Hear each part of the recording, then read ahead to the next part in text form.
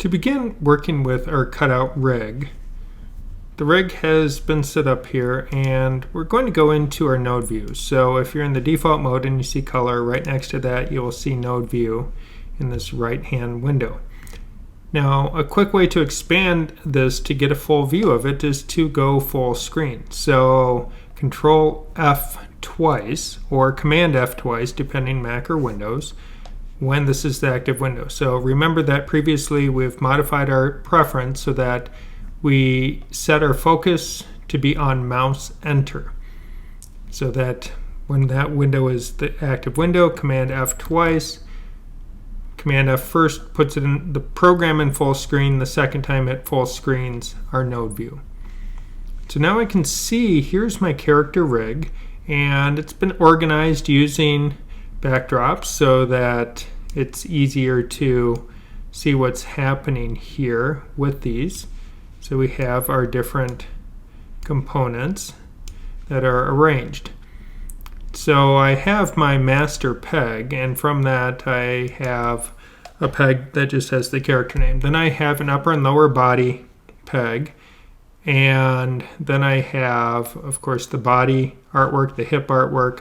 The lower body has the legs attached to it, and so we have the right leg and the left leg are going into the lower body peg.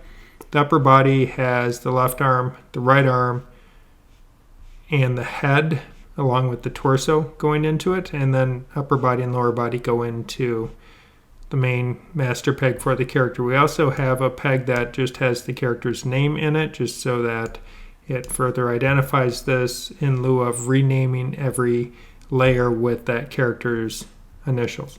That is another way to work. Right now, just want to point out the head is single artwork right now. All of the features, the nose, eyes, mouth, ears, hair, everything are all just on one drawing layer. It hasn't been rendered out into a more complete character head that would allow you to animate the individual parts of it. We'll save that for a future activity.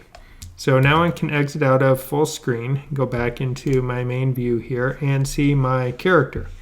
So what I don't need to do is I don't need to see the layers that's going on. Now I can open up this group and then I can see I get the master peg, and we see we have all the layers and the drawing artwork and everything that is there. But we don't need to see that to be able to animate. We're going to be able to animate simply by using the transform tool. So all of the pivot points have been set. So if I click on a layer and it selects the peg for that layer, in this case this is the left upper arm. So now if I look over here, left arm, we can see inside my node view that is indeed the node that is selected. Now that would allow me to animate just the upper arm, and then that leaves the lower arm behind. That's problematic. But the upper arm has a peg on it because there are times where we may want to skew or distort this. Maybe I want to shrink it that way, or I want to shrink it this way for perspective or whatever other reason is there.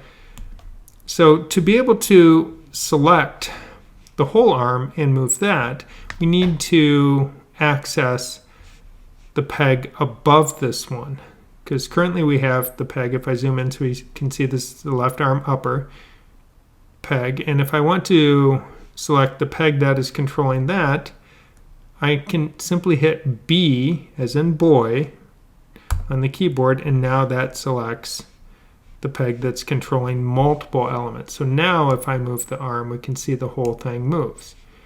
If I click on the forearm, you can see it selected the lower arm. If I hit B, it now selects the peg above that, which allows me to then bend the arm. So now we can pose our character this way. Same thing on a leg. I can select the upper leg. If I hit B, it selects the entire leg rig, and now I can move that leg. If I want to select the hips, say I want to just move the hips a little bit, I can simply do that, and then maybe I'd want to adjust the hips like this so that they sit under the body. So we could now move the hips. But if I select the hips and hit B, it now selects the entire lower body. So if I want to, I can move that however I see fit for my animation. So if I wanted to pull artwork all the way up or over, we can certainly do that. If I select the arm, once again, hit B, selects the whole arm, hit B again, it now selects the upper body peg. So if I hold down Shift and hit B, it goes back down the chain.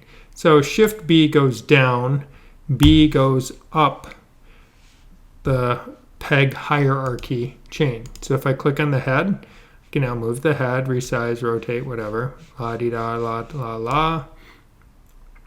And now if I hit B, it grabs the entire upper body, so I can now move that and position it. So if I'm going to move this much here, maybe I'm going to then need to shift the hips. And we can see that there are a few breaks in the character. We probably need to add some extra torso artwork underneath the hips. So when the upper body moves, it reveals that and we don't have a gap. But these are all things that we can deal with at a future point. Because right now, so undo. And now select the whole leg. And now I can select it, reposition it, click on the lower leg, hit B to get the lower leg and foot. Whoop. And it looks like I may have missed one peg. Now we can bend that, click on the foot, rotate. So as you can see, we can create any number of options. Now, one thing that we can do is I can reset all of this by I hit B for things that have moved. So, or R. So now if I hit R, it resets it to its position. So, well, too far. Oh well. And, well, we can also simply go through and eliminate the opening keyframe. So now here's the character. I am, if we switch to my view, we can see there is my render view. So we will need a background at some point. But my character is a little bit big. I may want to adjust this into a new size so that the character fully fits on screen. So with the master peg selected and clicking in frame 1, we'll select that, and I can certainly scroll up here and see, or I can go click on that master peg. So now it's selected. I can scale it. If I hold Shift, it keeps it proportional as I move it. Now if I want my character to start off to the left, drag it off to the left. That inserts a keyframe. Remembering that activity prior where we did a simple jump animation. Now we're going to do the jump animation, but with a much more complex character. So a good practice is I can click on frame 1 and I'm just going to click on keyframe so it adds a keyframe. So this is going to be my starting pose with my kind of dumpy looking little character. What I want to do next is to work out the next pose in this jump sequence. So to do that, well, one, we need to up our exposure. So I'm just going to go to the end of my timeline here, and I will then hold down function and press the function key F5 so that now it increases my exposure. So this is going to be a repetition of the previous jump activity with a simple ball. Now we will do it with a character rig. So if I want to now move to a new position with this character, I am going to use the transform tool, not the advanced animation tools, but the transform tool. And in the tool properties, I want to make certain that peg selection mode is highlighted. If it's not, when I click on the layer will get a purplish overlay to it indicating I have selected the drawing layer. But I want to select the peg because that is what we will be using for animation. So with the transform tool, I can now click on a given layer and do something with it. So in frame 2, this is where I want to now set my next pose. So what I'm going to do here in frame 2 is just add in a keyframe and start figuring out how I want to pose the character when they land. So the first thing that I'm going to do is go over into my node view. Now, one thing is the default view we'll see we have display and write attached to our main composite, and then we will see where we have our character layer. It looks similar to a drawing layer. It has that same pale blue color. To see what's inside it, I click on the little arrow, and that now expands out my view where I can see all of my layers and the connections to their pegs. Here I can see there is my master peg. So we can now see what is happening with it. And this is also useful if you're trying to verify that you've selected a particular layer. You can then navigate through. So I'm just dragging around to do it. You can use the same command or key, the space bar, which pulls up the hand, which allows you to navigate through as well.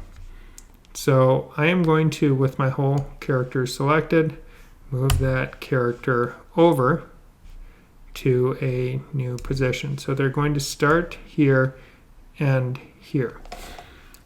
Now, when they end, that means the character is going to land. So if we think about when we jump at that point and land on our legs, we're going to be pitched forward. So with that, I can just click on the torso, hit B, and pull it forward. Now, to balance the character, I'm going to pull the arms so that the arms are now moving forward. And we can see that we will need to do some adjustments. And now this character could probably use some little touch-ups on some of the patches where things are. I can also click on a layer here and we can flip a layer. So I can flip it either vertically or horizontally because I don't have a second hand, so that now the hand is in a different orientation. So this is now starting to get my character. I'm going to just put a little bend in that arm, bend in that arm. Now I need to adjust the legs here. So I'm going to click on the hips, hit B. I'm kind of bending at the waist. I'm going to pull that forward, and then each leg is going to get bent as well. So now I can try and work on getting the legs positioned more underneath character. And notice how I'm able to just click on a given layer, and that now helps me to create that pose. Now we can see we probably need to adjust a little bit of what we're doing because I don't know where the ground is. So I do need to take that into account. And if I turn on onion skinning, we see that nothing happens because we can't onion skin a group, but I can now onion skin the layers within that group. So now when I do that, I can even position my character so pretty close height-wise. And start dragging. If I hold down the Shift key, it allows me to move in a horizontal manner. Now, we have a starting pose and an ending pose, so that's a good step. So now what I can do is I can extend out this exposure here, like what we did before, using the plus key. So Shift plus, that now moves that second keyframe over. So I can now go to my middle pose here, and I will then insert my keyframe. And with this, I can work on the high point of the jump. Now, we may want, as we're doing this, it might be easier to work on the anticipation and the liftoff before the high point, because that's going to give us a little more kind of insight into how we want to work with it. So again, your mileage will vary depending on what you're trying to do. I mean, I can decide to move my character up here. So the character is going high into the sky. And now with this, as part of the jump is really coming from the legs and from the hips. So I'm going to lead with the hips with a little bit of rotation back. Now I'm going to grab the upper body and rotate that back and down. And at this point, the head will have caught up to my character. And at this high point, if you just click on the upper arm and move that, then that's troubling. But if I, again, hit B, now I can move the whole arm. And click off, click the lower arm, hit B, so now I get the lower arm in hand. I'm going to even then just rotate the hand a little bit here.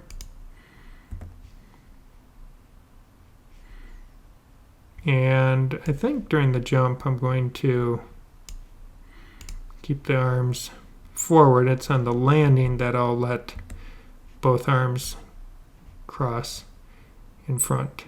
Now, if we notice here, the arm is going behind the head, so I might want to adjust my layer order inside my composite so that the arm is not going there, but we'll see if it needs adjustment as the project progresses.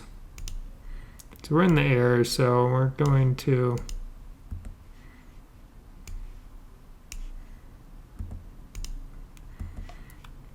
really kind of point those feet because we're not pressing on the ground. So now if we up land, so we can see how just with a little bit of effort we've been able to bring our character to life. So now what I want to do is my anticipation drawing.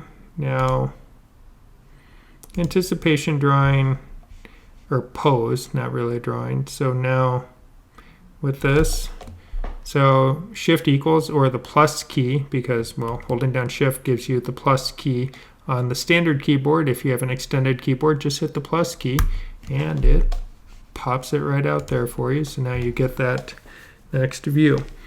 So doing my anticipation, this is where I might do it a little bit different because I want the feet to stay pretty much where they are. So I selected everything, all of my layers except the feet. And I'm going to give myself a temporary pivot point. So I'm going to pull this pivot point down to between the ankles. So now as I bend the character forward, we can see how that character is now. And I'm going to, it's good that I'll bend the knees a little bit because that one leg is starting to not give me quite what I need. Maybe I didn't want to move all of it quite so much, but that's okay because we can always undo. So now if I grab this leg and pull, actually we'll pull the whole leg up, so well, not the whole leg, just those two parts. Flip at the ankle. I want to rotate this one a little bit different. So now that's giving me more of what I want. Oh, probably didn't need to bend it quite so much.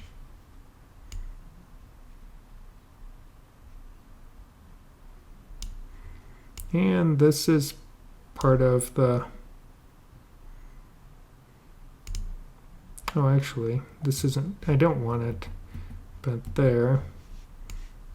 Probably didn't need to move all of it like that quite so heavily.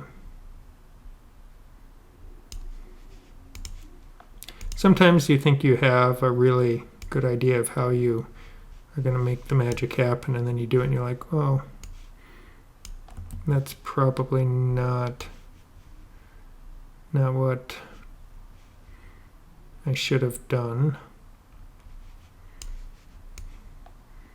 Yeah, let's just undo a bunch of these.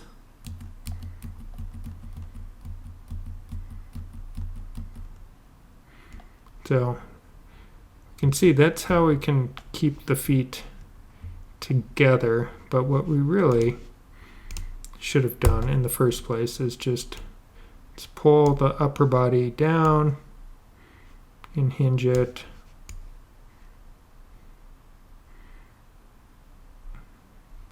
And I'm going to have the butt sticking out over here.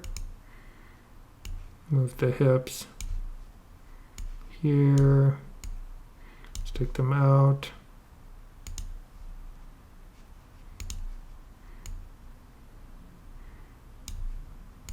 And sometimes when trying to keep the feet exactly in alignment, it probably would have been faster just to do our bend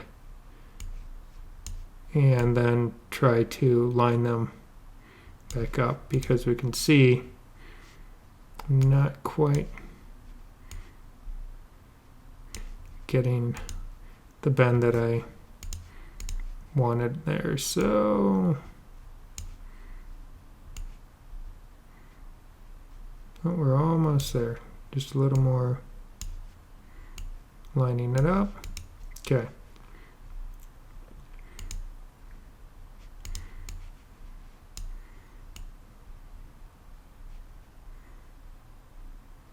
And one thing that I do like doing when trying to arrange this is to not have both limbs moving.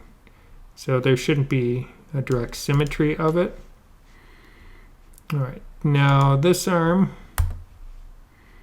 because we're really going to wind up, so I'm going to just pull that arm behind and over. This arm,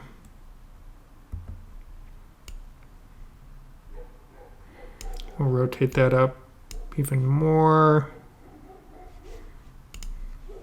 And this is where if we had a face, we could move the face, then that would be useful. And I think we'll just tweak the hips a little bit more. All right. So we can see, without being able to move the face, this does get a little bit awkward, but that's all right. All right, so we bend, jump, land. So as we're trying to set up these poses, we can cycle through. So we have our starting pose, our anticipation pose, and now from here, once again, I'll click on this, make sure I don't know if I didn't hit keyframe the first time. So we'll hit keyframe again. All right. And from here, plus key to extend that out to get up to the jump. So now we're going to work on the stretch pose. This is where the character is really going to stretch out. So insert my keyframe, and with this now, the stretch pose is almost going to be more like our starting pose. That's going to give me, that'll be easier to work from that. So I'm just going to copy that, and now on this keyframe I'll paste it in. This is one of the nice things that I can do, is I can copy and paste existing poses or keyframes that I have. So I could make a whole collection of keyframes that I want to use and work with those. So now that I've done that, I'm going to just start some of the posing parts that I know I want, and actually we want the lower leg part, and then I'm going to put a little bend in the knee there. Click on this one, B to select the whole lower leg, put that in. Now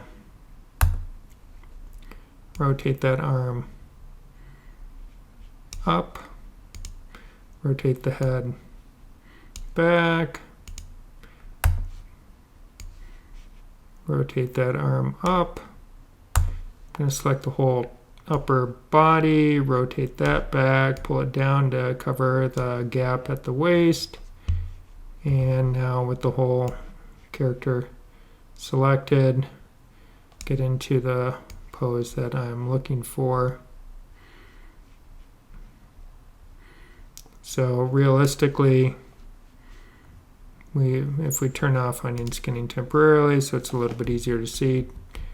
So stand, anticipation, stretch, high point, and now and we can probably work on something in between those two poses, but this gives us a good starting point with our character. So we can see how we're able to build that movement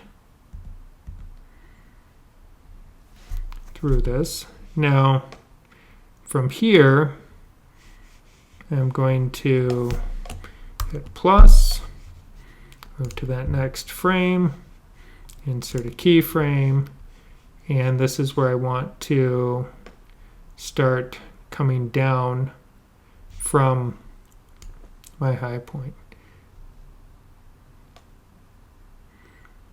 which I think I'm going to modify the high point here a little bit more, and I want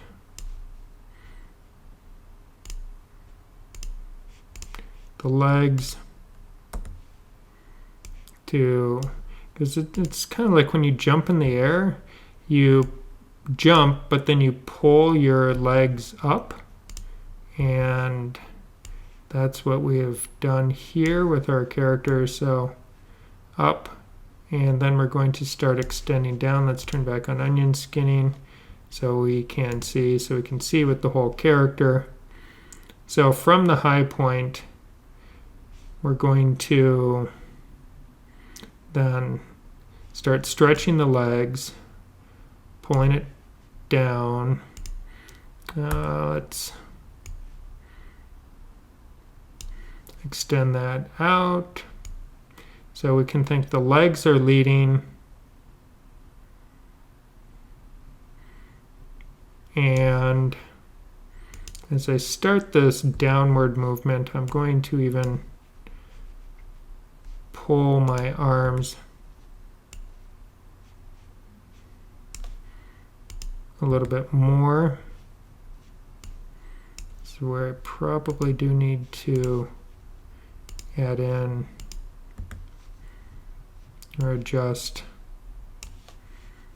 the order so we can see. So we have from the high point, legs. So we have the legs are pulling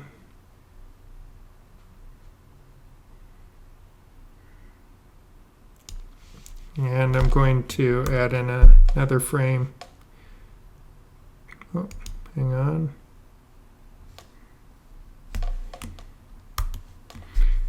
And then got to click, make sure the right window is active when I hit plus.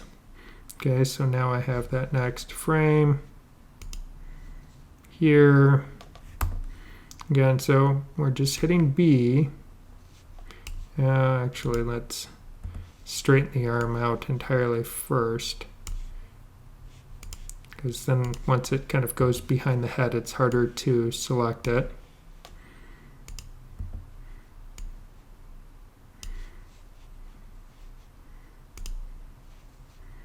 I'll take the hand a little bit there.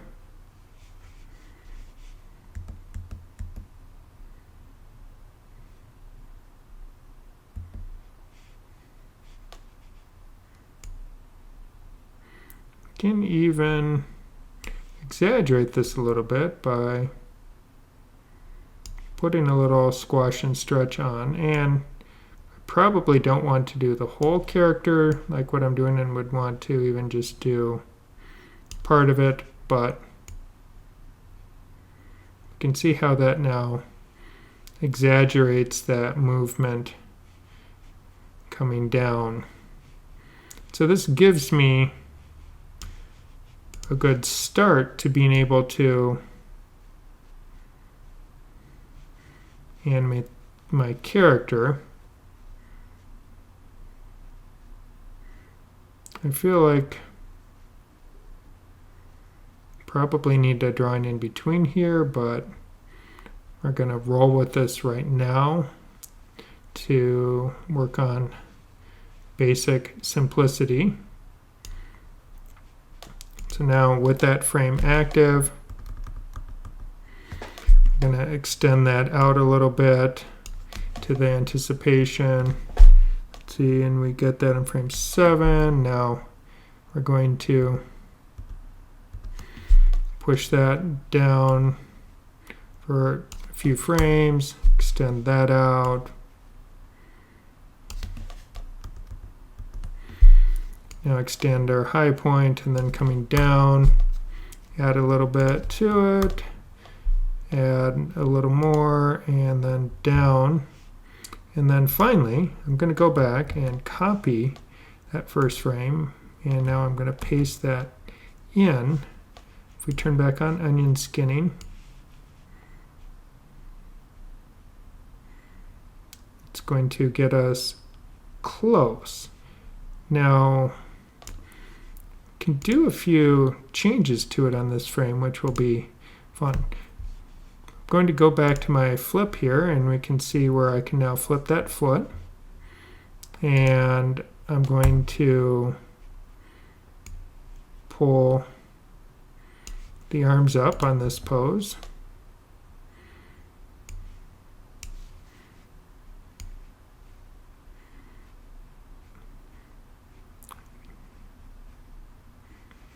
So that now, and let's turn off onion skinning so it's a little bit cleaner to watch. We can see how we now have achieved that jump with some timing. I'm just going to stop my sequence here at 30 and hit play. And it seems like it's working pretty good. The next thing that I can do is I can turn all of these frames into motion keyframes. And now we can see where we get more movement happening. So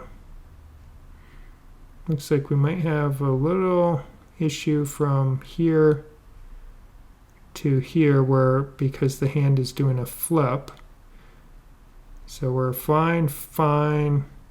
Right here, we're going to have to just add in one more keyframe. Now let's go and choose the hand here. So now at this point,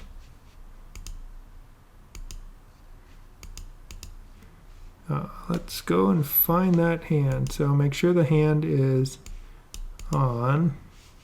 Oh, that's not the hand layer, we're on the peg layer. So that would be our left hand, so navigate through.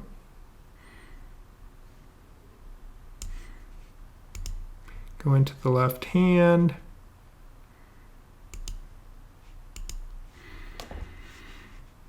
And what we can do, let's see, which hand do we want? What we really want is I'm going to go grab the information for the left hand right here on this frame. We'll copy that, and we can go here on this frame. Oh.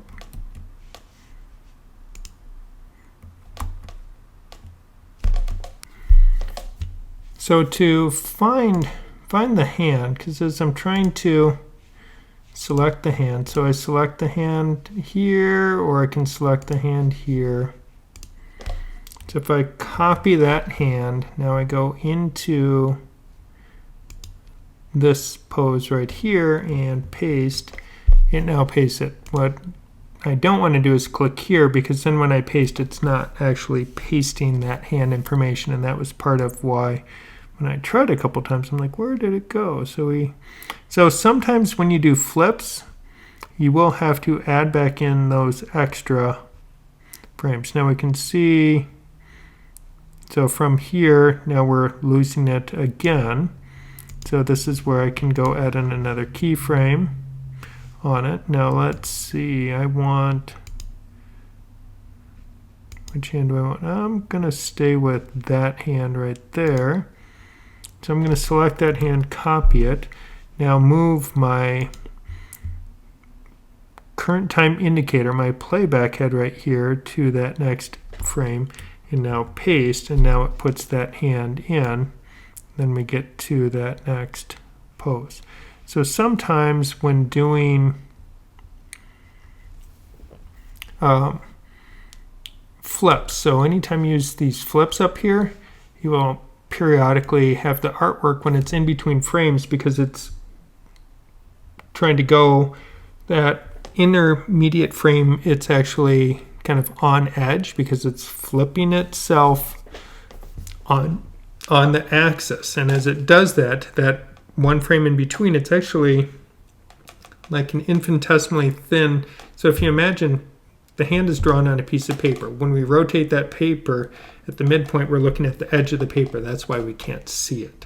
So that's the logic of what is happening.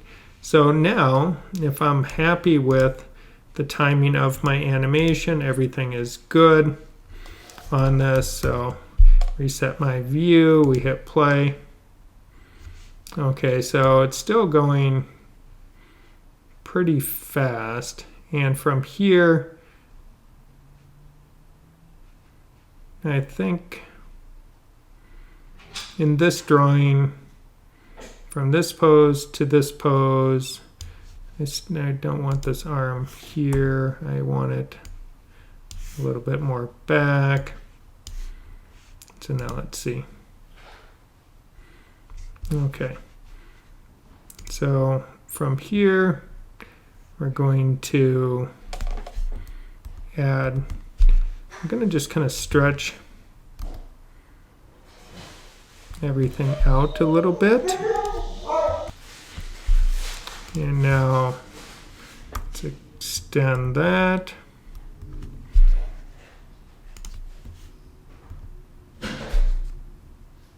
So we're just slowing all of these things down a little bit. And this may necessitate that we have to add in a few extra frames into it now. I'll just push our stop out. So we may get some disappearing parts. Yeah, so right in here, that hand is disappearing on it. So what I'm going to do is go select the hand from here, copy that peg information, now move to this intermediate one, paste it in. So now it has that information, and right here we have to repeat that process as well. I'm going to go for the ending hand, copy that. Remember, I'm not clicking in the timeline or on the layer, I'm just clicking in the timeline, so then I can paste in that drawing. Oh, and we need a foot, because we can see how the foot is rotating. This actually shows you how it's going. It's getting squished, disappears, and then appears here. So I think I'm going to modify the foot here a little bit just to kind of give us a little bit of that skewing that I want. Copy that. Let's see, we'll put it here. And then rotate.